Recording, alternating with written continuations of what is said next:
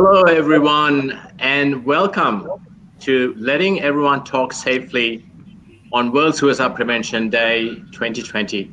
My name is Jaitha Devapura, and I have the honor of hosting this forum this evening. This forum is about understanding the challenges of social stigma that keeps people from talking about their distress, especially when it comes to mental illness. We will also hear from two of our panelists about their journey with mental illness and also how they deal with suicide in their family. We'll briefly go through the talk strategies of the Let's Talk program to provide some guidance on how to approach and support someone in distress. And most importantly, how do we encourage people to talk about our concerns before they escalate to bigger issues, including mental illness and even suicide? Before we go any further, I'd like to invite Leilani Darwin. She's the head of Aboriginal and Torres Strait Island Lived Experience Centre at the Black Dog Institute to do a acknowledge to country. Leilani. Thank you so much. Good afternoon, good evening, good morning, and welcome everyone wherever you may be. May I acknowledge the traditional owners of the land of which we are all meeting today, and for many in Brisbane near Ipswich, that is the Yagara, Gagara and Yuggabal people, and pay my respects to elders past, present and emerging, and thank them for the journeys and the paths that they have forged before me, and also for the opportunity to be here today and to continue to walk those paths and make way for many more of my other First Nations brothers and sisters. Thank you. Thank you, Leilani. Thank you very much for that acknowledgement. To introduce the rest of the panel, he's the president of MCC and former player and captain of the Sri Lankan national team, Kumar Sangakkara. Welcome. Thank you, Jaitha. Thank you for having me on. It's a pleasure. She's the CEO of Beyond Blue, Georgie Harmon. Welcome to the forum. I know it's a busy day for you today. He's the head of Global Cultural Mental Health Unit from the University of Melbourne, Associate Professor Harry Minnis. Thank you for coming in, Harry. Hello, thanks, Jaitha. It's a pleasure to be part of this conversation. Thank you, Harry. She's the president of Lifeline International, my good friend, Mary Parsons. Mary. Thank you, Jaitha. It's an honour to be here. Thank you. Thank you for coming. He's the CEO of Lifeline Australia, Colin Seary. Colin, thanks for joining us. Hi, Jaitha and everyone. Yeah, look, I'm really looking forward to this. Thanks for having me. He's a mental health advocate and former television presenter and sports journalist, Brad McEwen. Brad, welcome. Thank you, Jaitha. It's great to be among the company that are taking part, and we've got a lot to talk about, and I'm really looking forward to hearing what everyone's got to say. Thank you, Brad. And lastly but not least, Managing Director of Yarra Valley Psychology, which we do a lot of work on the Let's Talk program, Daniel Keeley. Welcome. Hi, thanks, Jaitha, for having me. Fantastic. Now, before we start, I would like to acknowledge the people watching this broadcast who are going through a challenging time, whether it be through mental illness related or not. I'd like to acknowledge the people who are thinking about suicide, the people who have survived suicide attempts or many attempts, and also like to acknowledge the family and friends of loved ones who have died by suicide. We can only imagine that this may be a difficult time for you.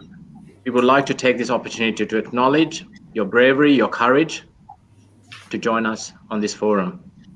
Please reach out if you need support.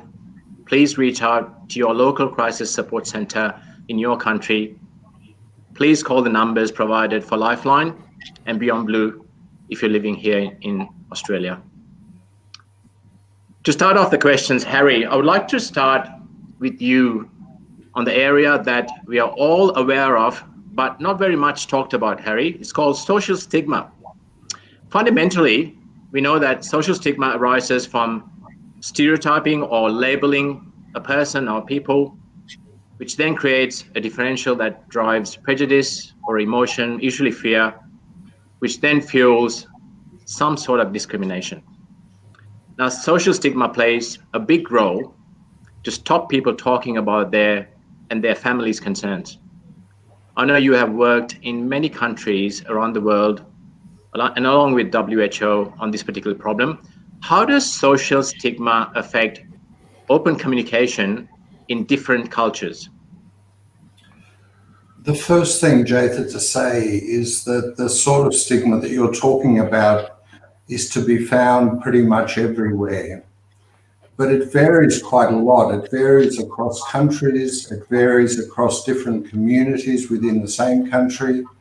In Australia, for example, where we have people from every part of the world living here, the sorts of beliefs about mental health and mental illness, the attitudes towards people with mental illness, but also often to their families, they vary a lot, but they are more often than not negative, so that if somebody is identified as living with a mental illness, the attitudes towards them are likely to be negative. They're likely to be judgmental. They may extend also to their family, and it has a very direct impact on pretty much every aspect of their lives. And if those are the predominant attitudes, then very often people who are struggling with distress or mental illness often incorporate those attitudes about themselves. And so very often people are afraid to talk about what's happening to them. They're afraid about the impact that it will have on others if they are open about the kinds of issues that they're trying to deal with. They might feel ashamed. They might feel that they're going to be negatively judged. And I would say these are the kinds of attitudes and beliefs that make it most difficult for people to talk about the kinds of issues they're dealing with, and that discourage them from actually making contact when, if they do make contact, they are likely to get the kind of support they need. Thank you, Harry.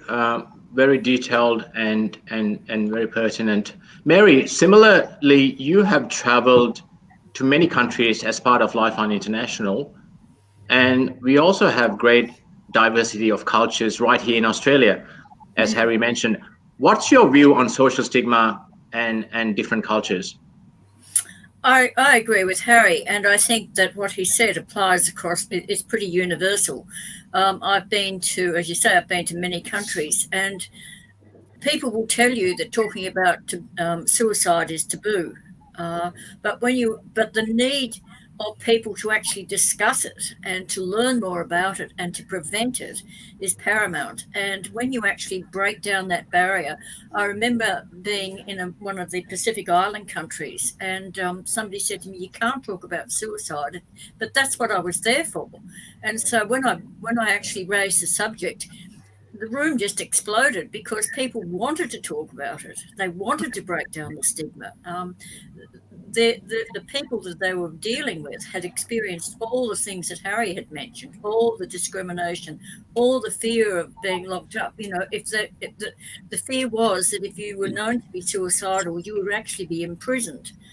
So people are really keen to break it down. It just takes someone to go in there and to start the conversation. Thank you, Mary. Definitely something you have done many times around the world in your work with Lifeline International. Kumar, you do a bit of international traveling. Now that's probably a huge understatement, especially to cricketing nations and the subcontinent. What have you found about social stigma in different cultures and its effects on letting people talk? Well, I think I'm not sure that I'm qualified to talk about other cultures, but in Sri Lanka specifically, I think as the two other panelists mentioned, prejudice, ignorance, and discrimination are absolutely universal when it comes to dealing with social stigma towards mental health issues. Now, in Sri Lanka, we have quite a cross-section of ethnicities, and all of them have certain traditional, cultural, and social and religious beliefs. and they also seem to kind of strengthen these prejudices and discrimination when it comes to mental health issues.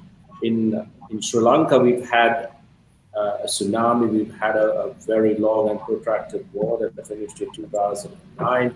We have other social issues that all contribute to mental health illness. And suicides in Sri Lanka is quite high, about 20 per 100,000 in the population. But in terms of addressing mental health issues and the services provided in terms of support, only a minority receives adequate help and support. And it remains a poorly funded area when it comes to health services. In Sri Lanka, there is quite a strong correlation between how a community views not just a person with mental health issues, but also a family that has a member with the mental health issues. So a lot of families, as a result, keep these issues hidden. And it's a lot to do with the shame of how it affects their social status. So they don't like to talk about it. They kind of hide it away. They don't really encourage open communication and the ability to really seek support and help. In Sri Lanka also, when it came to mental health issues, our National Institute of Mental Health for a long time was viewed with a lot of prejudice. It was almost a dismissive name that came about into a colloquial language, so much so that it became a center where people would talk about it with ridicule. And it affects in certain, all across society in Sri Lanka. It affects the people think that it's karma, because there's a huge amount of this is rooted in religious beliefs.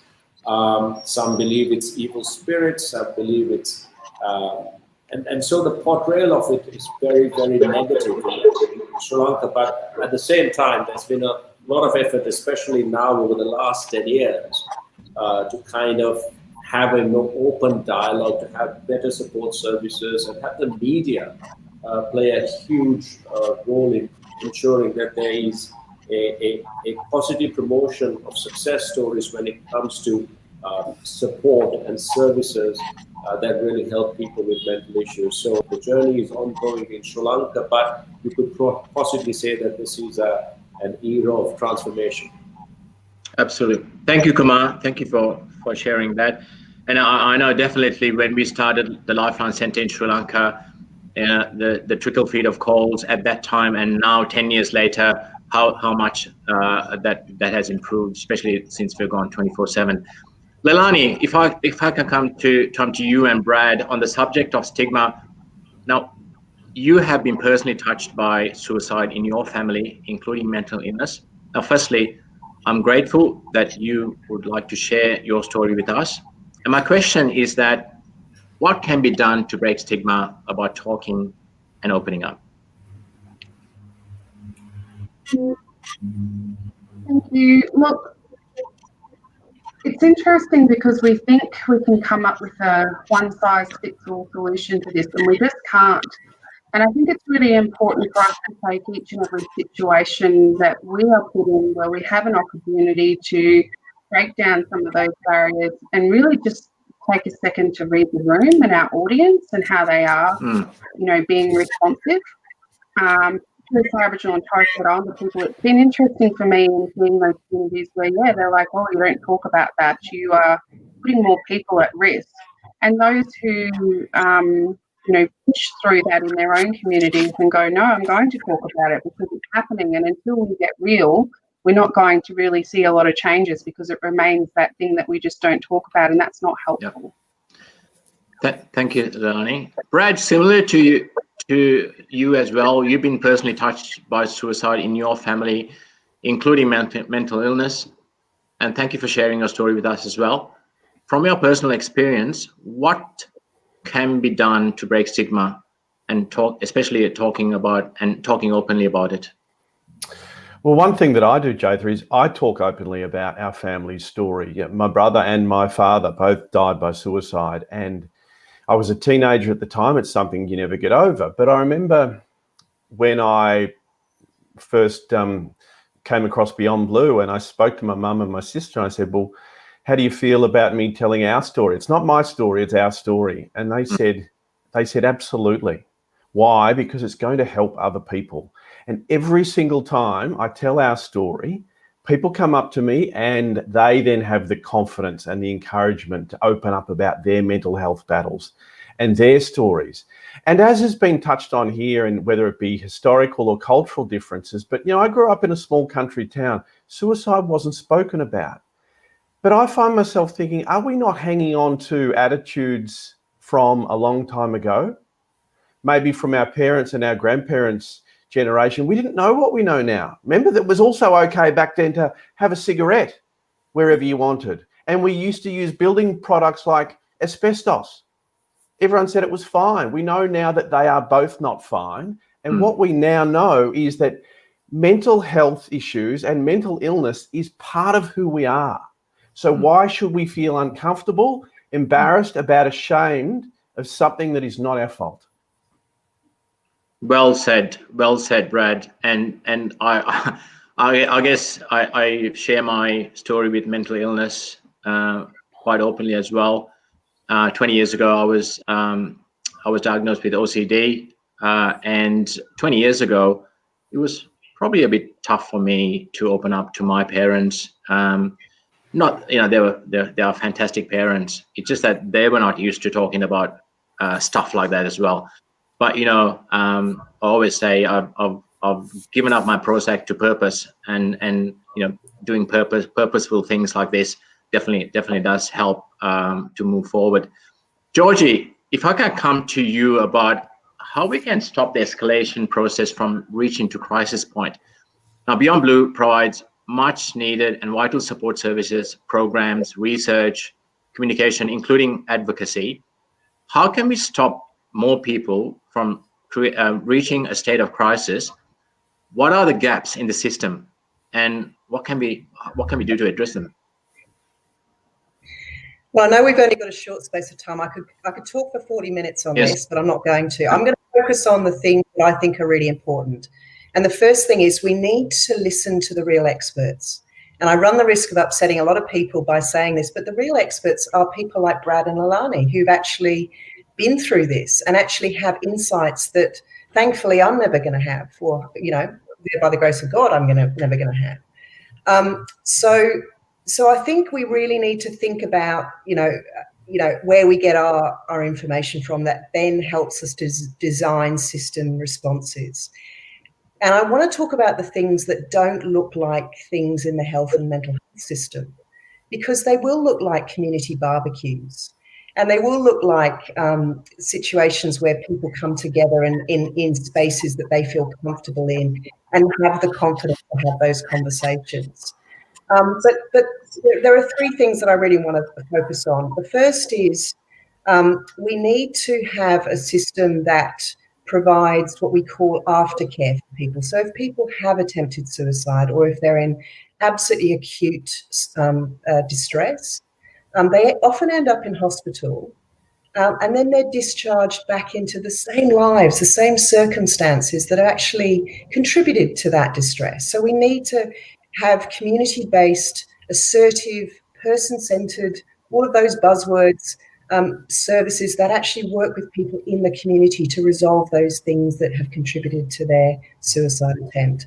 The second thing is the only road for many people is to an emergency department. And we know that emergency departments, as wonderful as they are, as hard as and brilliant as the people are that work in those settings, they are often the worst place for someone who's in suicidal crisis. They're loud, they're busy, there's a lot going on, and that is a really bad environment for someone. So we talk about the need for more safe spaces in the community.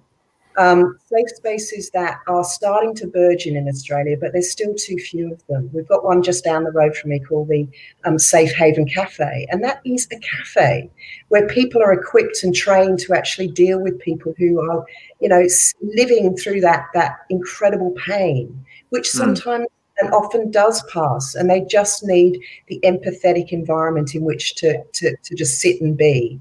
And the last thing is we need to reach people before they reach that point. And that's about different workforces, equipping the community, making sure that we've got those big, wide entry points for people. So there's just some of the ideas that I've got. Thank you so much, Georgie, for sharing that. You're right. We could sit here and talk about that particular subject, especially about aftercare and how important of that is. It's not just about the treatment, it's about what happens after that. You're spot on. Colin, Lifeline provides an amazing service to those thousands of people who call, text, chat with your crisis supporters 24/7. And I know calls to your service and your digital platform have been increasing, especially during these times. Tell us a little bit about what the future of crisis support may look like in the future, and also what's been done for those cultures that just don't pick up the phone to call. Yeah, thanks, Jatha. I think a bit to take up Leilani's point before about, not one size fits all. And I think that as service providers, we've got to be really flexible in our offerings in relation to, you mentioned about different cultures, but even different cohorts within the one society or one culture. However people want to access our services, we need to be there. And you mentioned about the phone, and yes, there is a lot of utilisation, but I think, Jatha and everyone, a big lesson for us was we trialled a text service about 18 months ago, and it was just a trial, 4 hours a day, etc. But the research from that was quite profound, and we found out that 42% of people in that that accessed the service wouldn't have accessed Lifeline if it wasn't for text. I know, Leilani, we've talked about this. 6% of participants identified as Aboriginal and Torres Strait Islander, higher representation LGBTIQ, younger demographic, more blokes, which was good. So for us, it was a really good lesson about, we need to be in a whole range of different areas. And you ask about Lifeline's sort of strategy moving forward. If you were to sum up our digital approach, it's sort of anyone, anytime, any place, any channel.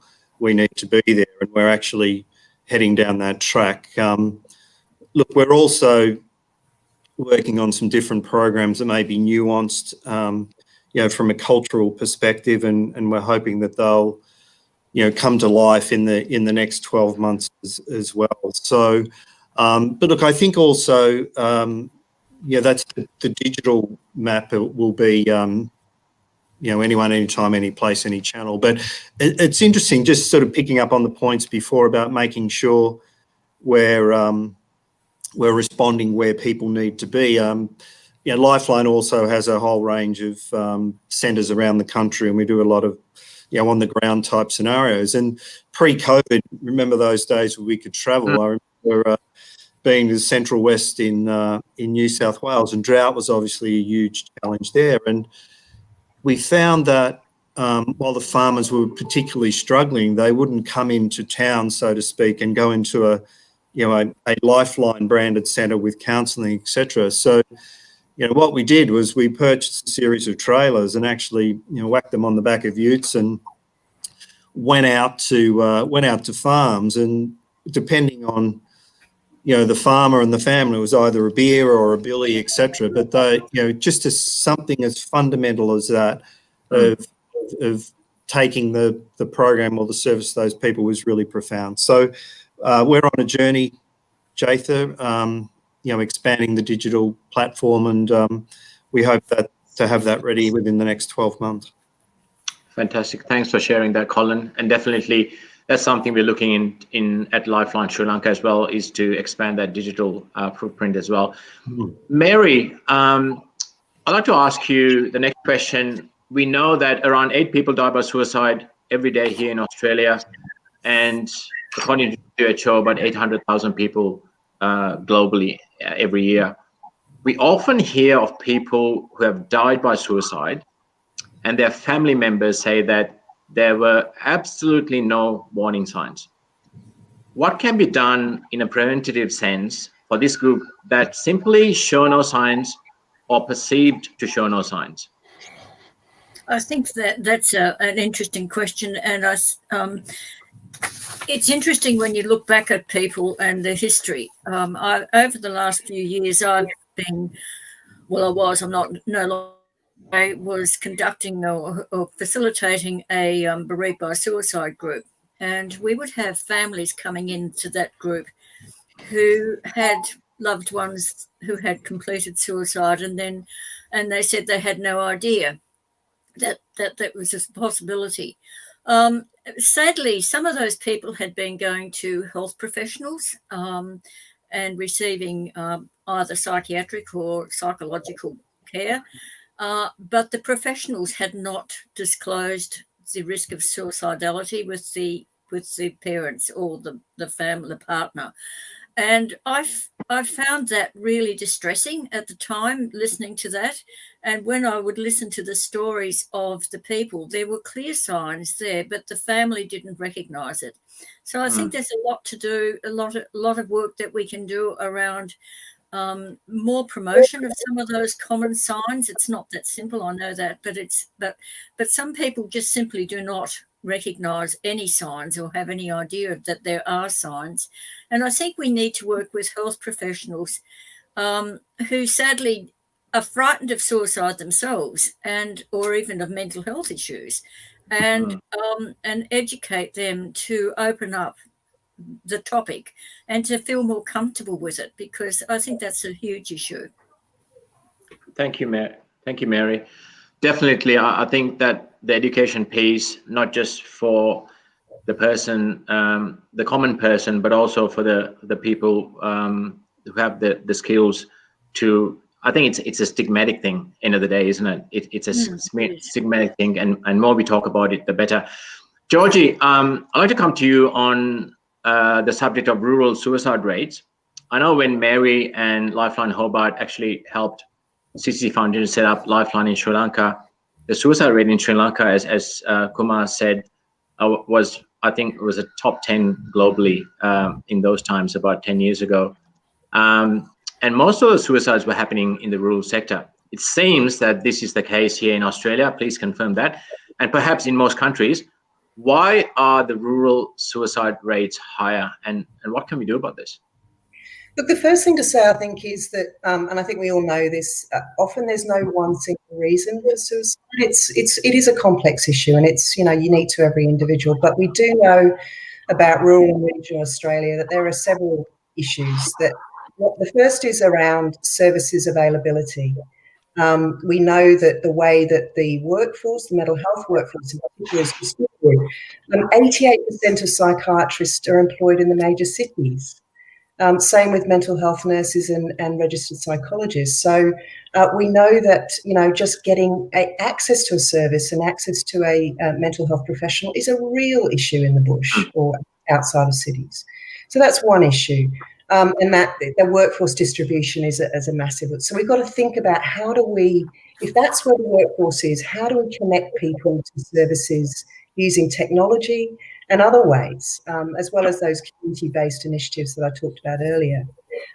There is an issue of stoicism, and I think, a bit of she'll be right, mate, and rural communities have faced, endless series of droughts and, bushfires and other things which take a real toll on those communities.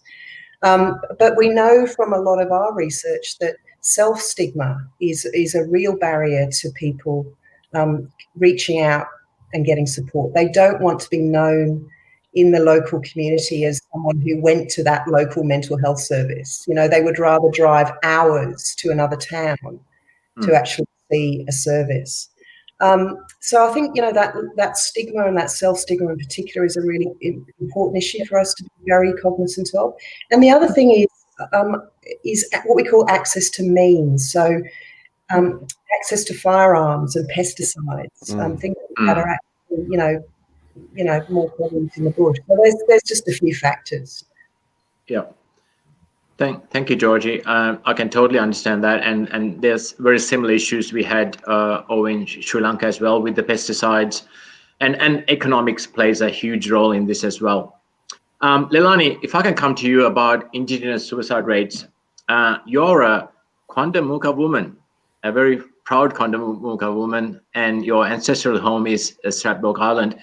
Now, sadly, the Indigenous suicide rate here in Australia is around double the national average.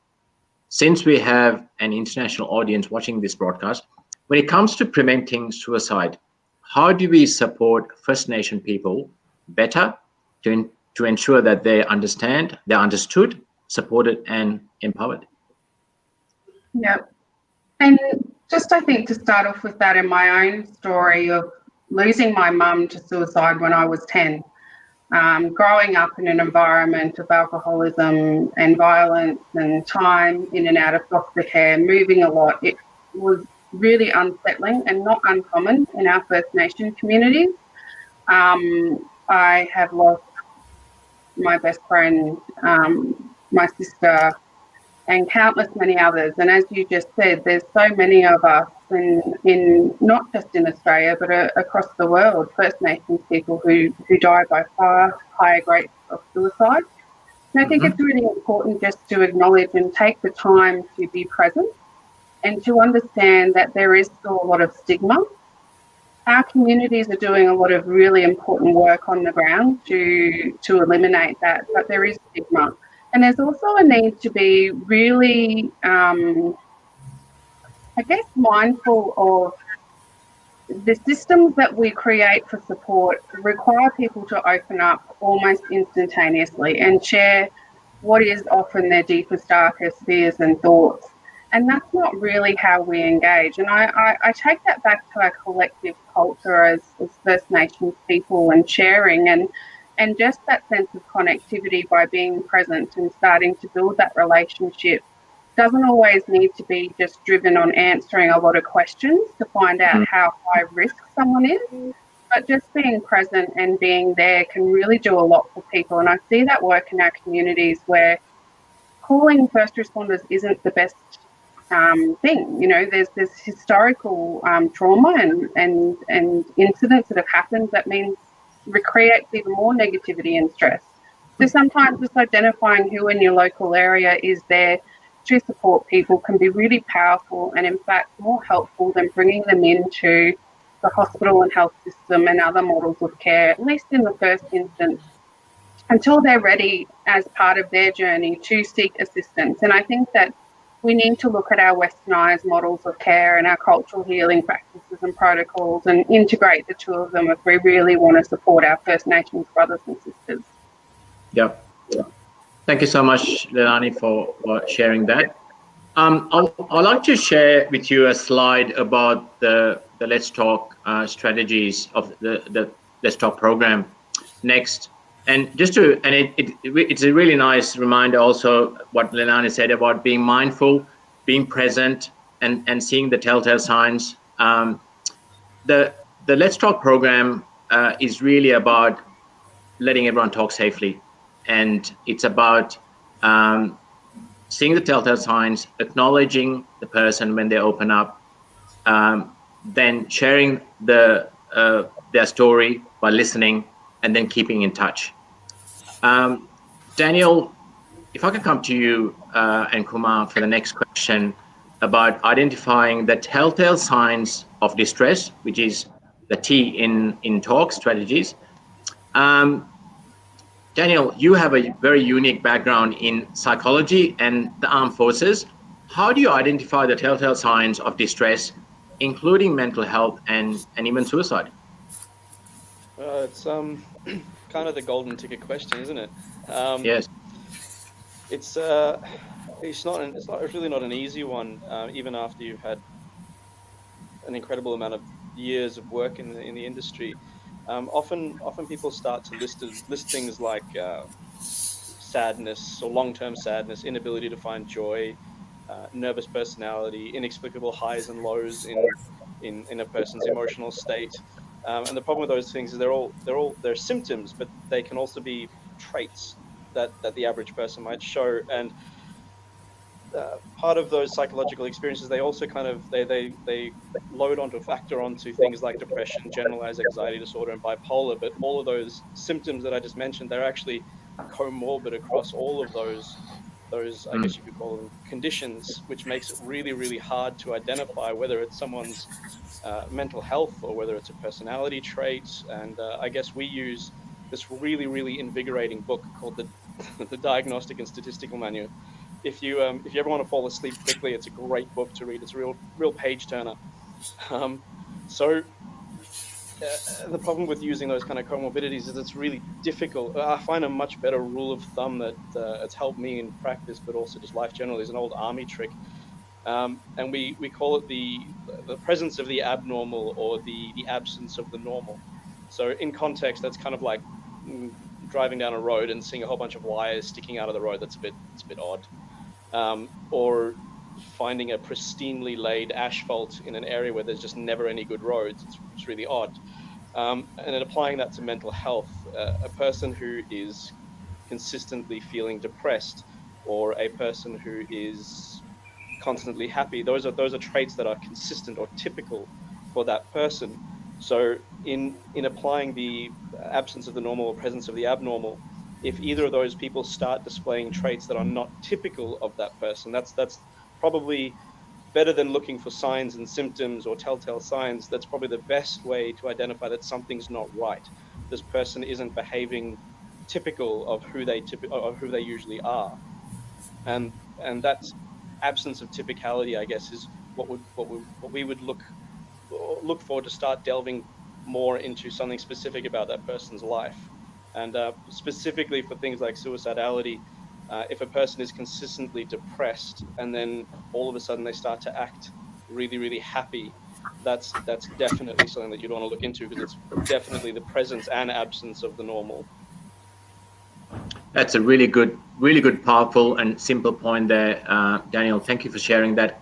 Kumar, you are busier than most people, and seeing telltale signs of distress in others and even ourselves can be a challenge at most of times. How do you identify telltale signs of distress? And is it a challenge for you with your busy life? Yeah, I think it's been a challenge for not just me, for everyone. And the way Danielle described it, I think it's really important to be instinctive about it, isn't it? Especially if it's a friend or a close family member.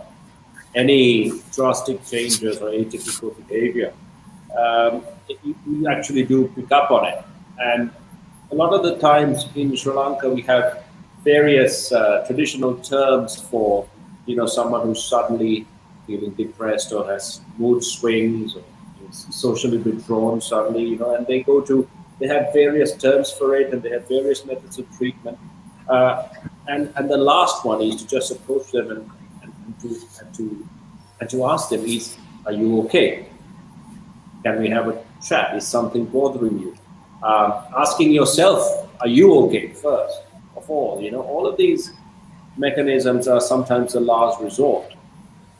And I think these both direct and indirect telltale signs, it's very important to understand what they are, to empower yourselves with that awareness and knowledge, and be able to, again, create a very safe environment within which people can really express themselves and talk. It's by the history of what we're talking about. It's never an easy thing to do in terms of recognition, but actually being instinctive about it would probably make it a lot easier to pick up on things. And then when you do, to really make the effort to go out and make that personal connection in terms of asking, are you okay? Thank you, Kumar. Colin, acknowledging a person who has just opened up with their story can make or break a conversation. when one opens to talk about their concern, why is it important to acknowledge them and their concern?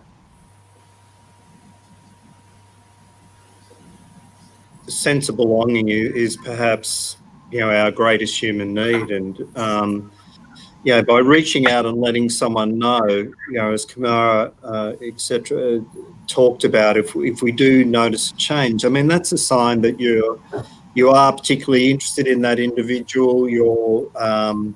We know that we care about them, and obviously, as with your principles in your Talk Safely program, we're obviously not judging, we're not criticising. I mean, your third component there of listen, that's the absolute key in terms of moving forward. But it's interesting because, Georgie and I are both involved with organisations. There is there's an enormous amount of protocols and systems and processes and frameworks, etc., which are critically important. But I guess, Jatha, at the end of the day, we always talk about, it's one individual talking to another individual, and we should never underestimate the power that we can have as an individual. I mean, we're fortunate that every hour we get to see that. And I think the other important scenario in terms of, acknowledgement and letting them know it's important. I was actually involved recently, just quickly, in a three-way conversation, and guess what? It was about COVID and the lockdown. And one individual who's here in Sydney, was really struggling with the whole COVID lockdown situation. And another party in the conversation said, well, look, at least you're not living in Melbourne. At least you've still got your job. At least you're not like Betty and Bill. They're in a lot worse situation. So I think that's a trap.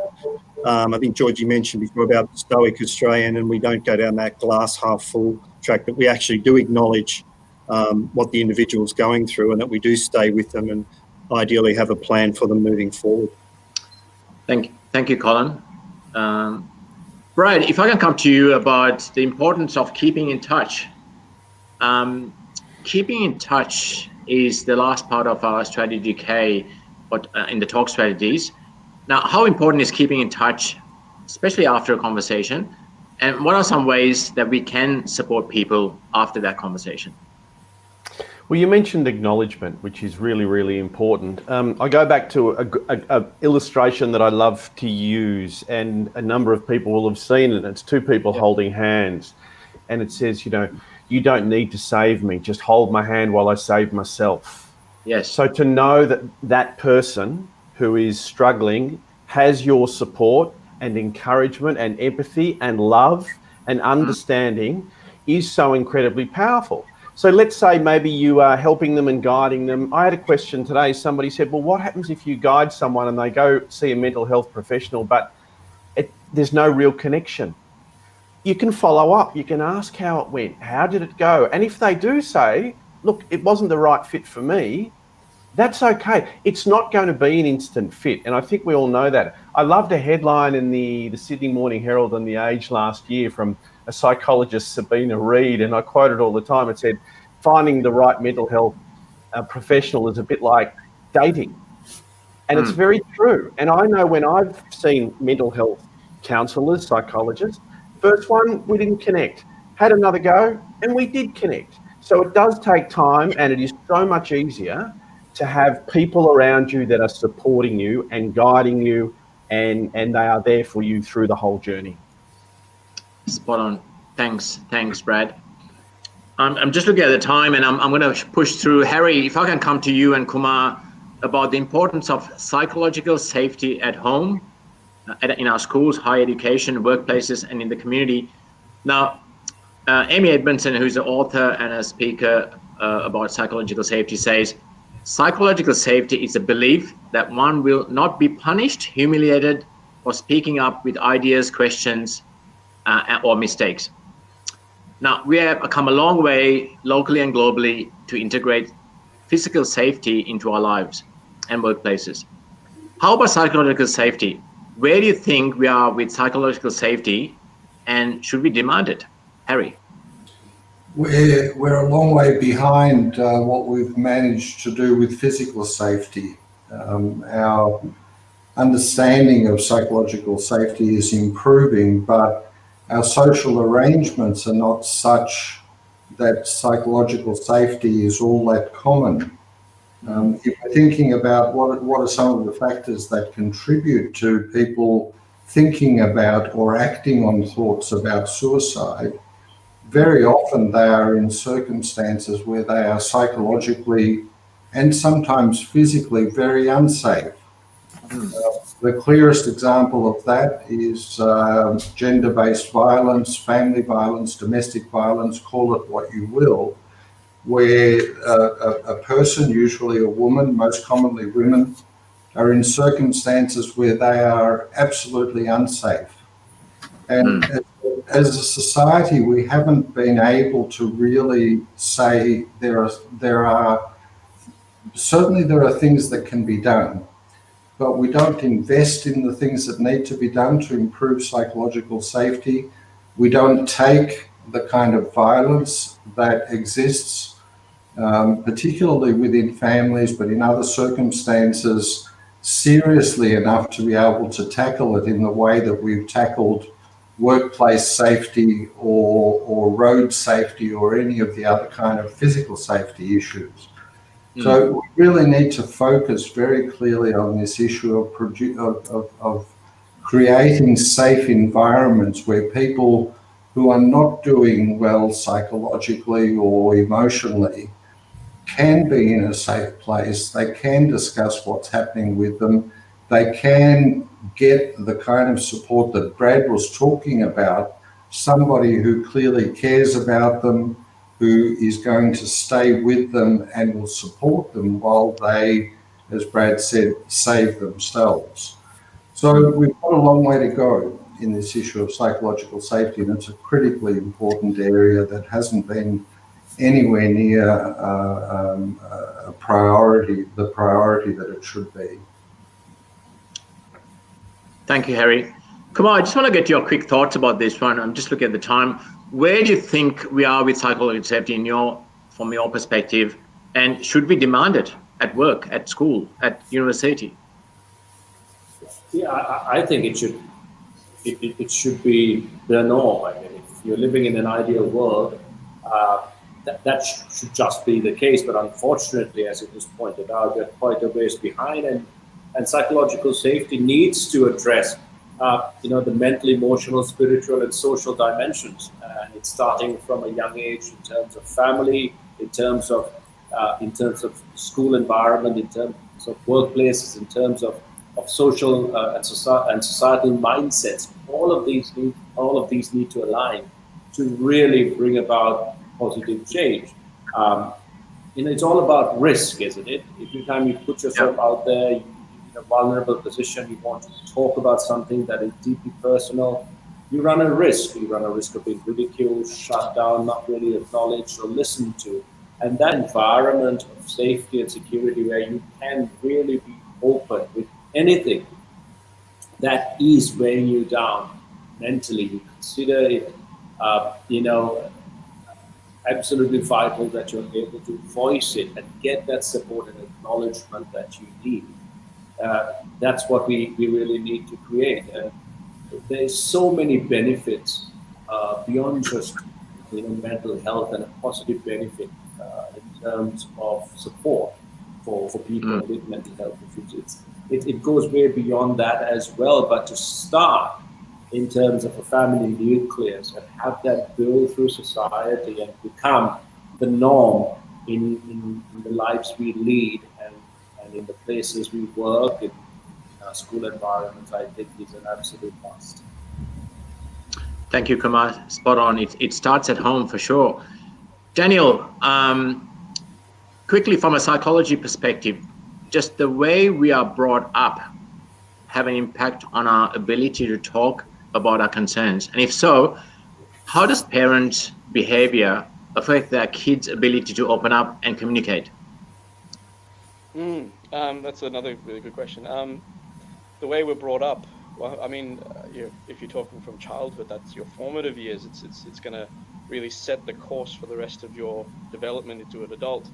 I think Albert Bandura in 1961, I think he did a study on vicarious learning or using models to learn things, and your parents are such a vital part of your development. And if they teach you or display or model traits that like being open and communicating, they really shape the way that you're going to think or the way you're going to approach life.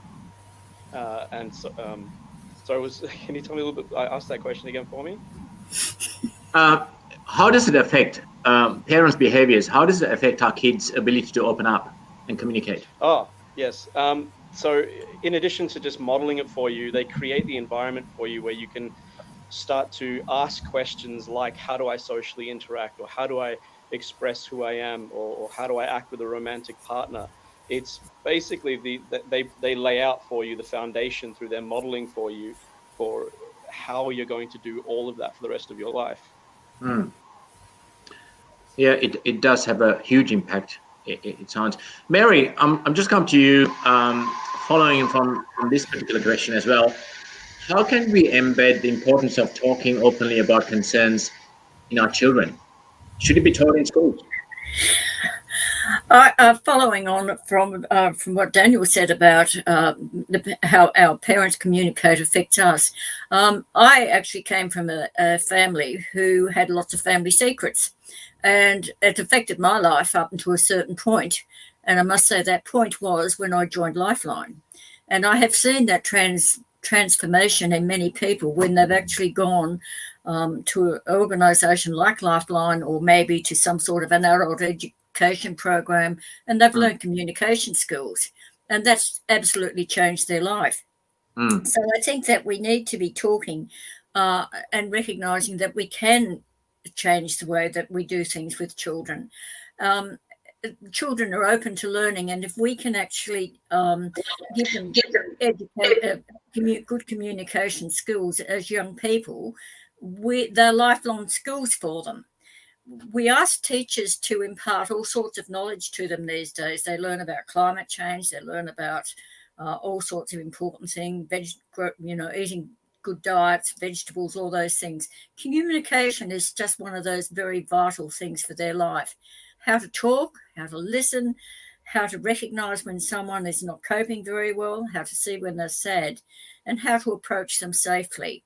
Some schools have buddy programs where the children are given some communication skills. When they see the child alone in the playground, they are trained to go up to that child and sit with them and stay with them. So it's a skill that they will carry for their life. I must say, having participated in the Let's Talk program, it's an excellent example of a program designed to encourage those good communication skills. And I think such programs would benefit children, as I said, throughout their life. Thank you, Mary. Ladies and gentlemen, I'm looking at the time, and it's almost to its end, and we have to have a small time to play a video as well. So what I'd like to do is to thank you all very much for your time, effort, and sharing your wonderful knowledge and wisdom with us.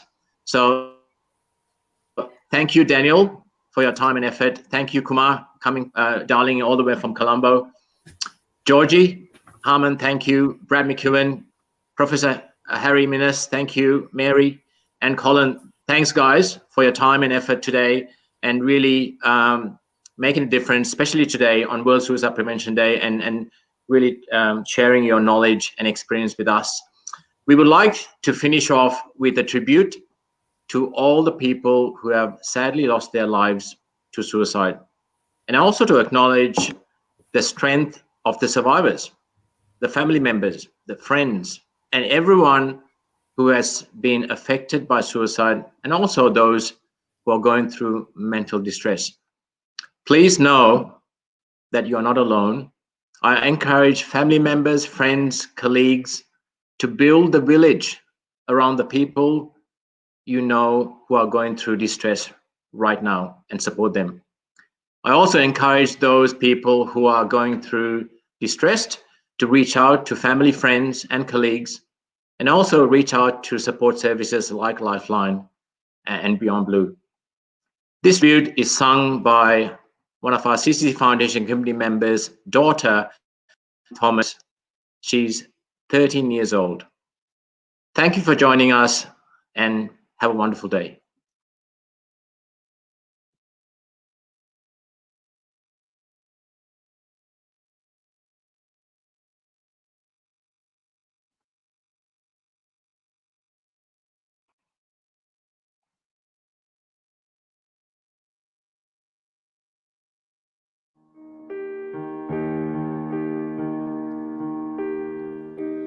You've been on this road too long, hearing music but it's not your song. Wanna scream but your voice is gone. Days trapped inside your head, can't look up cause your world is down.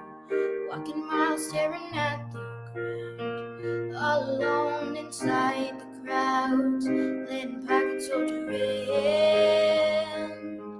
But the sun is always there to shine, the clouds block out the sky. Oh, hold on, just one more day. Hold on, you know you'll find a way. Hold on, you got stars in your eyes, so let's paint the sky. Oh, hold on, just one more time. Hold on, I'll be your reason why. Hold on, you got stars in your eyes, so let's paint the sky.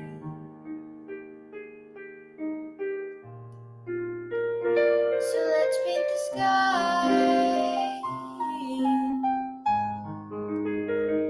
It's time to start remembering dreams. Lift your eyes, see the things unseen. Remember who you wanna be. Let the light hit your eyes. Let out the beauty that's been trapped inside. Let them know that you're not gonna hide. Hey, up and arms open wide. Spread your wings and fly. Cause the sun is always there to shine, the clouds don't own the sky. Oh, hold on, just one more day. Hold on, I know you'll find your way. Hold on, you got stars in your eyes, so let's paint the sky. Oh, hold on, just one more time. Hold on, I'll be your reason why. Hold on, you got stars in your eyes, so let's paint the sky. Oh, hold on. Oh, hold on. Oh, hold on, you got stars in your eyes, so let's paint the sky. Oh, hold on. Hold on. Oh, hold on, you got stars in your eyes, so let's paint the sky.